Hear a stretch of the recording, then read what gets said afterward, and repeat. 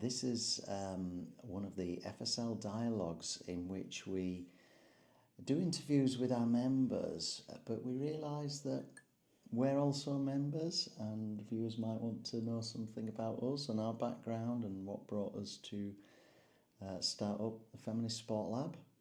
So that means that today I'm interviewing Sheree Bekker. So Sheree, how are you doing? I'm good. I'm really good. Are you wondering what I'm going to ask you? I'm slightly terrified. No, I'm really looking forward to this. I agree. I think it's nice for us to share as well, I guess, our journeys and why we're here with Feminist Sport Labs. So it should be a good conversation. Well, that's it. So, I mean, I've worked with you for a few years, so I know something about you, but maybe I don't know everything about you and your background. So,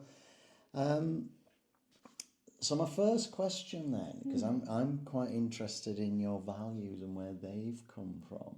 Right. Okay, so this isn't like might not be a kind of standard question an academic would ask of another academic, but you know, we're both quite interested in those values. So I wonder if you could say a little bit about your background, like where you're from, what your childhood was like, and any kind of formative experiences that could have been behind you adopting these feminist values. All right. Where to begin? I think that's quite a big question. So, well, as many people will know, and as you know, I was born in South Africa. Right. And I was born in South Africa during the apartheid time. Still, it was before 1994. And when I was about 5, around 1994, my family moved to Botswana. So I ended up growing up for most of my life in Botswana, which is a very, very different place from South Africa in many ways. And I only came to realise that later and afterwards. But the two countries have two very different histories in many ways. So South Africa was that place where apartheid was you know, the law and the way that things were. And then Botswana is a republic, but it had only gained independence from England, from the UK, I think in 1955, 65, something like that. Right. And Botswana had this interesting history in that I think it was just after it had gained independence, the first president of Botswana ended up marrying, so he was a black man, he ended up marrying a white woman from England. I've seen the movie. Yes, there's a movie about that. That's right. Can't remember the name. I can't remember the name right now. Is it A Kingdom of Their Own or something? Something like that. I can't quite remember right now. And so Botswana in many ways felt at that time very different to South Africa in that there was much more racial harmony. And you know, because these countries were right next to each other, it felt like two very different places. But then of course after 1994 we had this whole idea of the Rainbow Nation and all of that. And so I think, you know, in many ways, we didn't learn a huge amount about this at school. I think schools are never very good at really teaching proper history. I mean, I don't think I properly learned about what colonialism meant, and we were taught about apartheid, but you know, not the full extent of it at the time. But growing up in these places where both countries had to have these big national conversations about really difficult things that happened in very recent past. I think that does influence you as a young person growing up in that space. It does make you attuned to and aware of big national and international level conversations that are happening that I don't think I've necessarily seen living in other places in the world in that way. I mean, I'm still amazed how peaceful that transition of power was in South Africa. I mean, colonial powers sort of rarely give up that power voluntarily. Now, I know things would have been far from ideal, but that idea that it was a conversation and there was a kind of reason solution to the problem. That does seem absolutely amazing now, I think.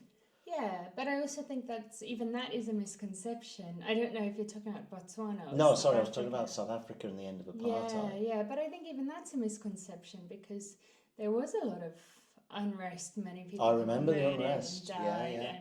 and it was a massive fight. So yeah, even though I guess in the end there was that peaceful transfer of power, Yeah, it had to be fought for. it was fought for, and Accept yeah, that. yeah. So when you were growing up then, was there anything like a book or a film or something that happened that got you interested in women and feminist issues, even if you didn't think of it in those terms? And that's really interesting. So as you know, I'm very much a reader. Yes. I love reading. And I've always been a reader. I love libraries. We had many books in our house and so on. And I think it's only been in recent years that I've realised that there maybe were a few books that influenced me and my thinking, or like at least began for me a bit of a feminist journey. And I think one of those in particular is Little Woman by Louisa May Alcott. I love that book. I had a copy of that book. I read it hundreds of times, it must have been. And it's interesting because I've recently, that new movie has come out, and I think that's reminded me of the book and the stories in the book. But at the time, when I was young, when I was reading it, I think I would have identified with a different character that I identify to now. Right. And yet still, the character of Jo, who now I would identify with more, she's the character who is kind of seen as a bit of a tomboy in the book, I guess, and kind of she goes off and does her own thing and is quite intellectual. I'm not sure I would have identified with her massively at the time, although the lessons that I learned from her, I later realised were like always drew me, and maybe that's why I really enjoyed that. So what was it about the characters in that book? Did they show you the ambitions that young girls could have, or what was it? I guess it's a really interesting book because it's about, what is it, 4 or 5 sisters. Yeah. I should know how many exactly, but many sisters. And their father has gone off to war, and so it's about them and their mother at the time growing up. And so I think it was really, what drew me to it was these young women who were growing up, and how each of them made very different decisions about what they wanted to do with their life. So the older sister, who I think I would have said I identified with at the time because I'm an eldest sister. Oh, yeah, she goes off and she gets married to like a good man, and like, does the like expected thing. And as you grow up, that's kind of what you feel you should do. And each of the sisters has a different journey. And so Jo, the sister who I said is a bit of a tomboy, like she goes off and she becomes a writer, and she, she meets a professor who like has an influence on her and so on. And so I think being able to see that each of these girls took a different path in life, but they were encouraged to do so, and it wasn't easy for them, but it wasn't a taboo. And I think that really inspired me, that you could choose your own way, right, and it wasn't bad to do that. You reflected on the life choices ahead of you and what path you wanted to take. I think I've always been that way. I've always been very reflective about who I am and what I want to do. So tell me then a bit about your education. What did you study? Where did you study? So after school I went to the University of Pretoria in South Africa, and I studied what at the time was called human movement science, which I think in North America they call it kinesiology. Here it would kind of be an amalgamation of a couple of different like sports science, health science degrees. But what was really interesting was I studied that in a faculty of humanities and social sciences. Right.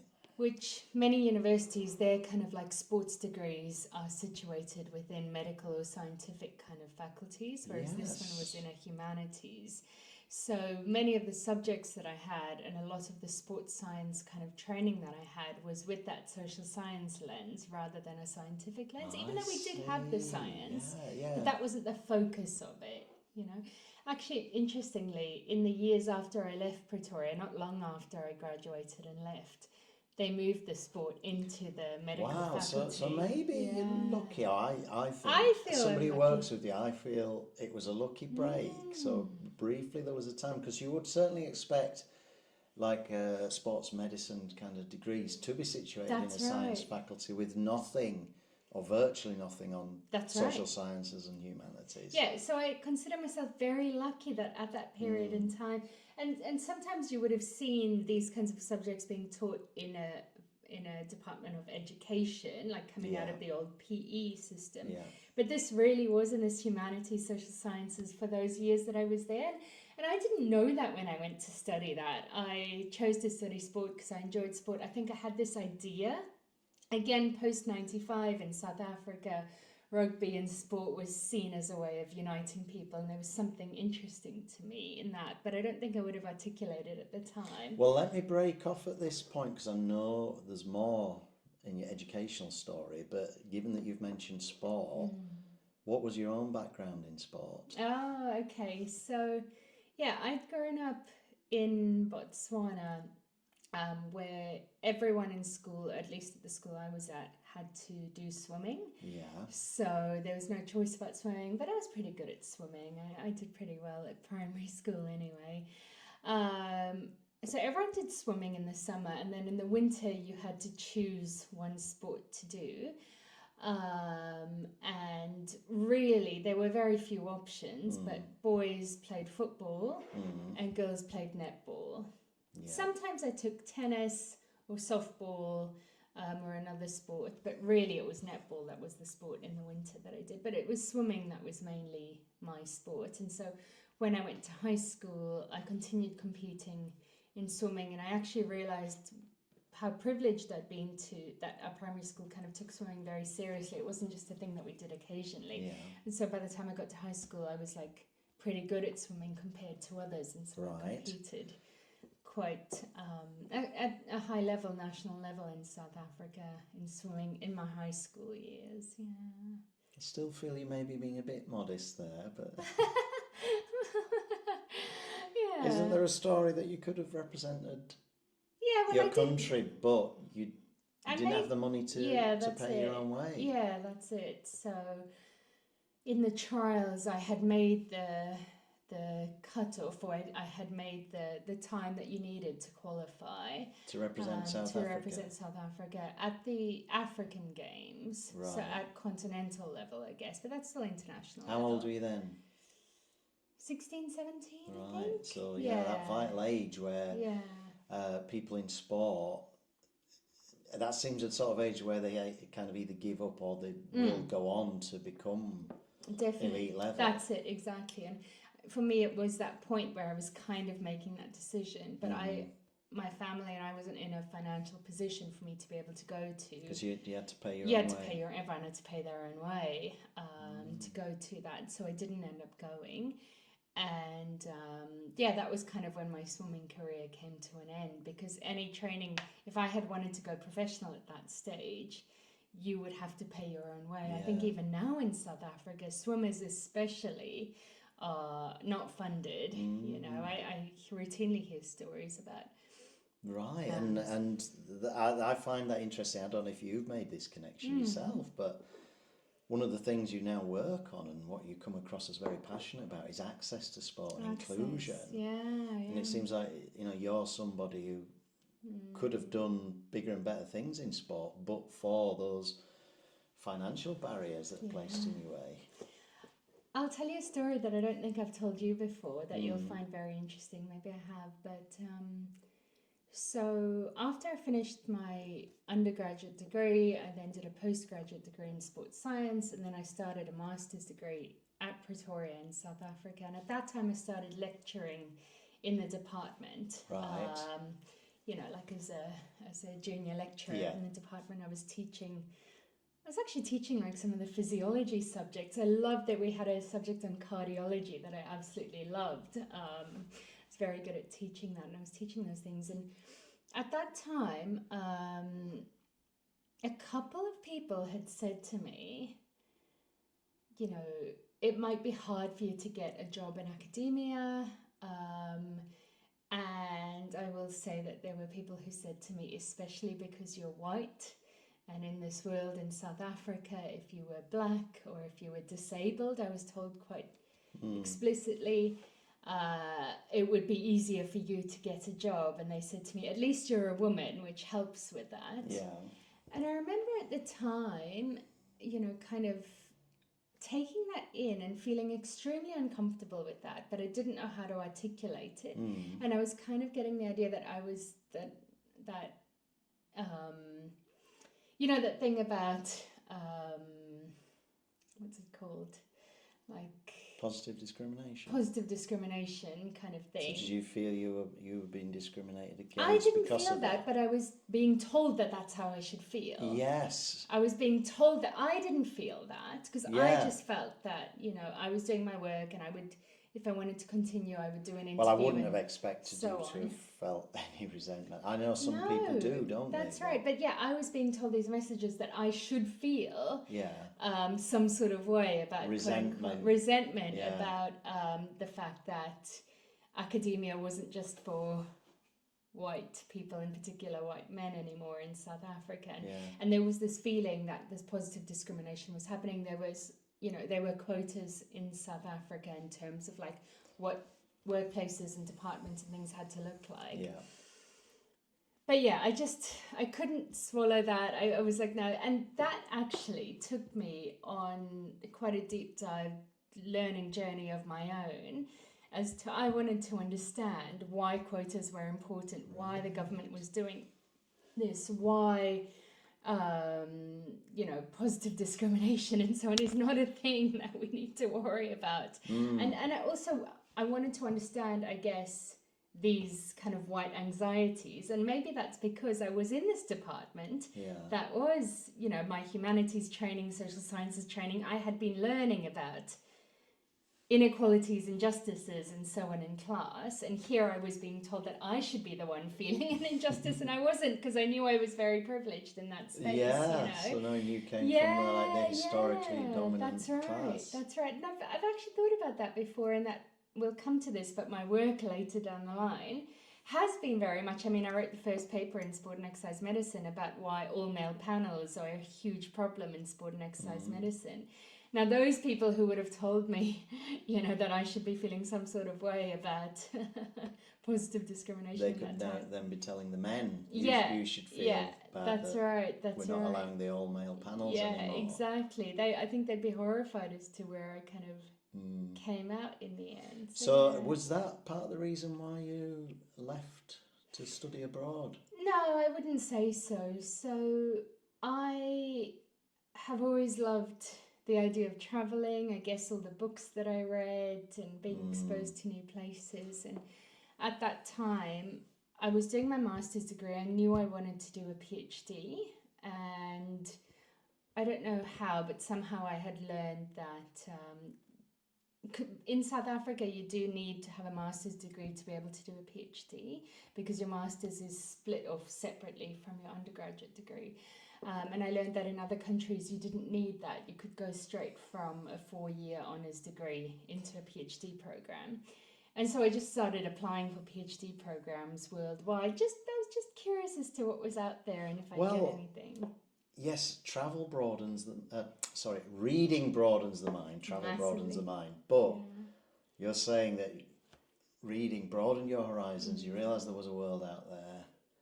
And I think that's so true. Oh my goodness! So even now, one thing when I first met you, I was really impressed by how much reading you do, because I feel that academia nowadays, there's so much emphasis on publishing, and so research basically in academia means writing and publishing, whereas surely the old-fashioned idea of research is like going to libraries and reading, acquiring that wisdom, so I was always really impressed by how much you read. Yeah, I'm a prolific reader, absolutely. Brilliant. Yeah. So you ended up in Australia for your PhD. Yeah, so I had found this PhD opportunity that came up. I applied absolutely on a whim. Yeah. So it could have been anywhere. Was it like honestly could have been the anywhere. first place that offered you a funded It was PhD? the first place that offered me a fully funded PhD with a scholarship. I mean, that could have been anywhere in the world I would have gone at that point in time. I was like so just in the mood for expanding my horizons, going somewhere new, meeting new people, doing something different. Even though I hadn't actually travelled overseas massively before that. I think I'd only been on one big international trip before, maybe 2 international trips before then. So I found this position, and literally I applied, and 3 months later I was in Australia starting a PhD, not knowing what had hit me. And what was the PhD on then? Yeah, that's really, I think that's an interesting question too, because... Is this where the turn was made between you're potentially a cardiology lecturer? Yes, that's right, that's and now right. suddenly you're doing something very different, Yeah. and that seems to be the PhD where one of the shifts, big shifts. It was a turning point for me. So this PhD position, it wasn't a kind of open PhD in that I was going to develop the exact area that I wanted to specialise in, but it was in injury prevention, and it was meant to be a quantitative PhD. Because at that time I was really enjoying physiology, I was enjoying... So you still thought that's the way you were going to go? Yeah, I was really interested in that, like kind of... Things, anatomy, human biology, like very much about the physical body, despite having studied in this social sciences. But I went to do my PhD, and I very quickly realised the department that I was in, doing my PhD in, was... a sports sciencey kind of department that was in a traditional kind of medical school. Yeah.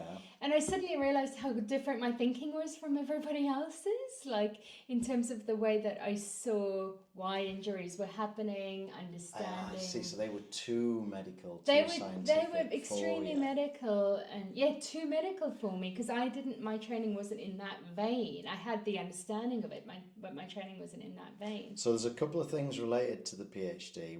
One a bit trivial, but the other more interesting. So the trivial thing. So I still feel guilty. While you were in Australia, you emailed me, didn't you? I did. About this writing method that I had. And to my shame, although not that unusual, if anybody knows about me, I never even replied to the email, did I? I used to get a lot of email, and I was always doing stuff around that time. So when I eventually found you'd moved to the UK, I did think, that name is familiar. and then I realised and found that I'd never replied to this email. You said that you suddenly were like seeing my name like in the UK, and you thought, I didn't know that she was here. And so the other thing is background. So it was back in the days when Twitter was quite good, and it wasn't this cesspit that we find now. And a lot of academics were making connections, and massively. I had already seen you. I don't know, maybe you'd started following me or something. And then and some of the work that you'd been doing, I was really interested in. On the Cause Health project, And then I remember one day suddenly seeing that you were in the UK. Anyway, that's another story. But the other thing related to Australia, and when we first started talking, this is the thing that it took me a while to get my head around it. But the way you explained it at the time, you were still doing sort of sports injury prevention. But what you were interested in is, I think you first put it to me something like intentional injuries. Yes. So that was the language I was using at the time. Yeah, that's right. So I had gone into this PhD. My PhD supervisor was an epidemiologist. She was a statistician by training. And that's when I really realised that, oh my goodness, my training and actually the expertise that I had in understanding the kind of social side, or my understanding of injuries as being almost socially constructed in a way for me, was very different from how the biomedical people were thinking about injuries. And that's when I pivoted my PhD to doing a qualitative PhD and becoming more interested in policy, because I think I then realised that was really where my interest lay. I wasn't confident, I think, enough to go full on social science at that time. Yeah. And so that's when I started. So in sports injury prevention, you often talk about unintentional injuries, and these would be like the kind of physical sports injuries that you get. And I was trying to articulate an injury that would kind of come out of like I was trying to articulate the social construction of injury. And so I used the language of intentional injury to show that there was something, a mechanism behind that. Yeah, and that mechanism was human actions, human decisions, human policies. So somebody's put these things in place that much further down the line via some long causal chain leads to injury. And that's why I was so interested in the Cause Health project, because I thought that's what you were trying to do with that project. At least my understanding was, that was to do with health and medical care, but understanding kind of the social determinants. That's the way of putting it, like the social determinants of health, social determinants of injury. What are those social causes that downstream can lead to injury? That's what I wanted to articulate. And it's taken me years to get to a point where I now talk about the social determinants of injury very much. But at the time, no one was doing that, at least in sport. I know in other areas people were. And I've seen you use some PowerPoint slides, which I think are very powerful. And it's got a slogan on it. So I don't know if the slogan was your creation or it came from someone else, but this idea that it's sexism, not sex, that's the risk factor. It's racism, not race, that's the risk factor. So it was. I can see how you've got from working on those social determinants to an interest in misogyny, sexism, and so feminism.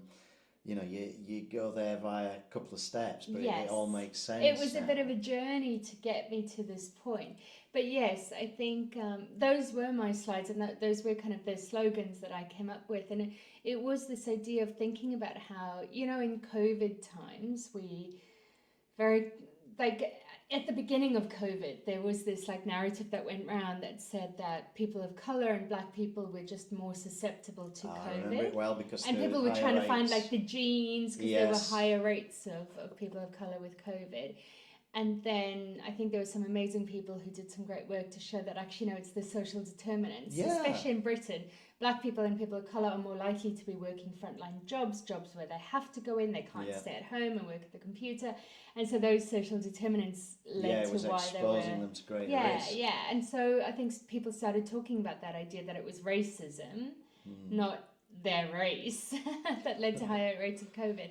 And I thought that's a really useful hook to help to explain to people why I think many sports injuries are actually, especially for women and gender expansive people, are about the sexism rather than the sex. So, in sports injury, we long had this narrative that, women, are just weaker, they have weaker knees, wider hips, and it's something to do with that immutable characteristic that is sex, apparently.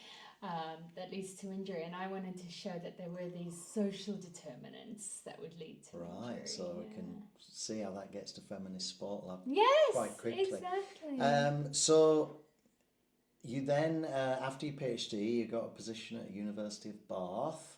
Bath, that's right. Bath, as I say, as people in Yorkshire say. So you came to the UK. So already your academic career is on 3 continents. Very quickly. Started in South Africa and gone to Australia, and now you're working in the UK. And can I also say, me ending up in Bath was also a bit of luck and serendipity. So after I finished my PhD, my visa was running out in Australia, and I just started applying for jobs all over the world. So again, I could have ended up almost anywhere, to be honest, that would give me a job and a visa. And it happened to be here, which is remarkable in a post-Brexit Britain. But here we are, privilege again. It's a difficult place to get into. So you've been at Bath, 6 or 7 years now? It's remarkable. So could you tell me about your work? So after the PhD, what you've been working on, and did it change direction, or has it stayed in that same vein? That's really interesting, because that's also been a little bit of a development. So I came to Bath again to continue working in injury prevention. That's where I most of my publications were. That's what I was known for. And I was known for this idea of intentional injury. Yeah. And as I started working at Bath, suddenly, the Me Too movement was coming around and all of that. And there was a lot of talk about sexual harassment and abuse and so on in sport. And that seemed to be a growing kind of area. And I could see how people were very much picking up on this idea that they could see how sexual harassment was an intentional injury, with that, like, there are clear social determinants for how we get to a point where that happens within sport. And so I started doing quite a lot of my work in that area, and I think I got known for some of that work in that area. But still, for me, that wasn't quite exactly where I wanted to be, and I wanted to bring the feminist sport part out a little bit more. So I think in my time at Bath, I've pushed beyond that now, and pushed beyond this intentional injury, but closer to thinking about not only social determinants, but thinking about justice in sport, and what does justice look like, and what does feminism look like in sport? How can we make sport a safe and welcoming and accepting place for everybody? Because when you do that work about social determinants, you very quickly learn about, social justice, who is locked out, what that does. And so that's where I think that pipeline has very quickly moved for me to. Yeah, and again, going back to what we said earlier about reading. So I remember when we first started talking, I heard what books you were reading, and I could see how your view of things was definitely broadening out. So from that kind of particular issues in sport around injuries, but because you sort of saw these social determinants, I remember some of the books you were reading, they were all about these sort of grand ideas, and that's right. you introduced me to certain authors. That's it. Who were very much kind of working on feminism more generally and feminist theory, and I can see how you sort of needed that so that you could apply it to the sporting context. That's right. I was very interested in these like contemporary feminist thinkers and writers who I was reading out of just my own interest and like learning about feminism, but also I could see how much of that could be applied to sports medicine and sports injury and sport in a way that wasn't being done. And, I think my career and what I read and everything has baffled a lot of people, because when you start out in academia, you are told you have to find your niche, you have to do your niche, and you are kind of not only told with it forever, but taught, not only told but taught to read more and more and more niche, and to be in your niche and specialize in that one thing that nobody else is supposedly doing. And for me, instead of doing reading like that, I was reading wider and wider. I was reading these bigger and bigger and bigger concepts, especially in feminism, and wanting to learn more about the world and these grand narratives, as you say, about things that are happening in the world, not only contemporary, but historically. And I think that's very different to what I see my peers doing and what we're told to be doing in academia. And for a long time, I think that really baffled people. But now, through the Feminist Sport Lab, I now have this vehicle that shows people why that matters so much in this niche. And you're also someone, I feel you're somebody who's got your finger on the pulse, so you know when Angela Saini's got a new book out. You were the first person who told me about Srinivasan. Srinivasan, that's right. And then I hear everybody talking about her book, and I know you're often like getting these books on the day of publication. Oh, very much, I will be there. And then you've read it 2 days later, finished it. Last weekend I read Ta-Nehisi Coates' new book that is not even out yet. It's out on Kindle, but not out. I see. So you're like read it, in hardcover. So you're a person I would go to know what I should be reading. I didn't know that. That's interesting. Yeah, and I think that's again that breadth of reading. So I'm really interested in contemporary thinkers that aren't necessarily academics, so there are many of them they're more sort of popular writers, but who have their finger on the pulse, I think, of what is happening in a way that academics don't always have, because academics now, we're so pulled in different directions, meaning that we are publishing for ref or for, you know, a journal. Well, yeah, I mean, the best papers and books I could write, as according to ref, would be things that like only read by 10 people. That's you know? right. That's Some right. of these papers we have in philosophy, there's only a couple of people ever read. That's right, because you're encouraged to be in that niche. Yeah. And I don't think there's anything wrong with that, but I could see my career and the impact that I wanted to make was more about reaching more people and that kind of old-fashioned idea of feminist consciousness raising.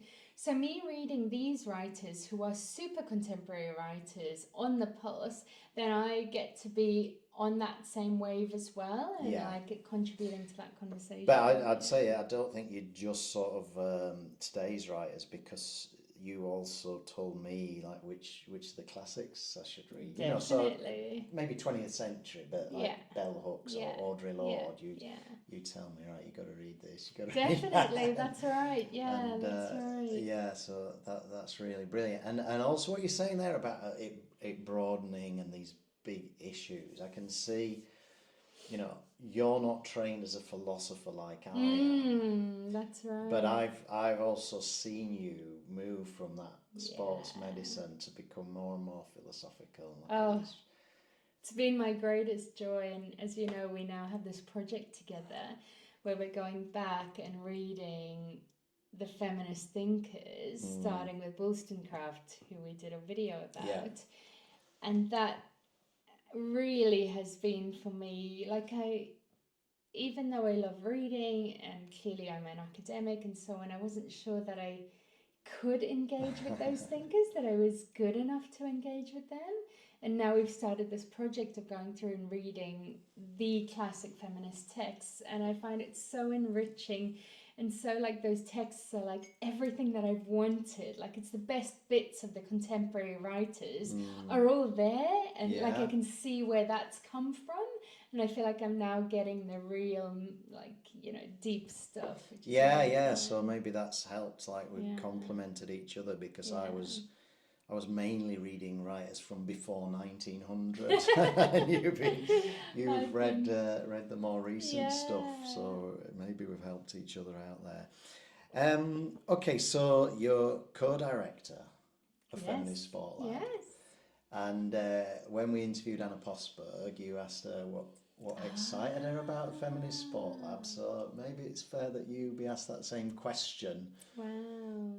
Because I know you are excited about it. So maybe now's your chance to say why. Wow. There's so much in that. First of all, I think what excites me most is the people who are involved in the Feminist Sport Lab. So you know this. When we started FSL, I was a little hesitant about reaching out to people whose work I really admire. Every single person in FSL, their work I really genuinely admire, and they're doing great work. And I was a bit hesitant to reach out to them because I was worried that they would be too busy or think that this maybe wasn't something that they had time to contribute to or would want to contribute to. And it's amazing, you know, every single person that we've reached out to has immediately said, yes, I would love to be involved in this. We need this kind of critical mass of people who are doing work, not all in the same area, but at least people who have the same values. Yeah. And so for me, that's the thing I'm the most excited about. So, you know, again, in academia, you're often kind of given this message that you should put your values to one side. You're doing your scientific work here, you're doing your academic work here, it's a job. Whereas what we're building in FSL is a space that's values first, and we're putting our values front and center of everything that we're doing, and that is actually leading the path of the work that we're doing.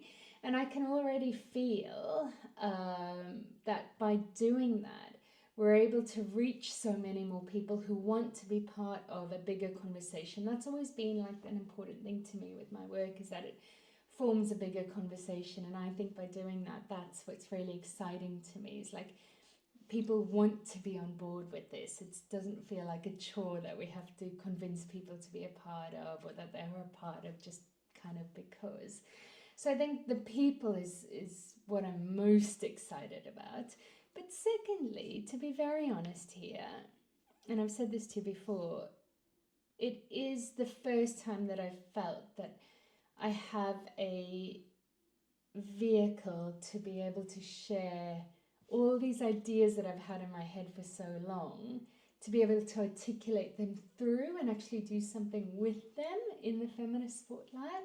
And then we have these people who are so engaged and excited about it. It's like, I feel like we can really make some change here. And what that looks like, I don't know exactly yet, but I can feel it, you know? Well, that's brilliant. And let me just say, and I don't want to embarrass you, but everybody's saying yes. And these are brilliant people, but I've definitely got a sense of how much they respect you and what you've done in your career so far. I know you're still kind of relatively early in your career. I trust there's an awful lot more to come, but I think you've already won their respect as well. Thank you. So, having said that, why don't we leave it there? Yeah, So, it's been fun. thank you, Sheree, so much. It's really interesting. I found out new stuff there as well.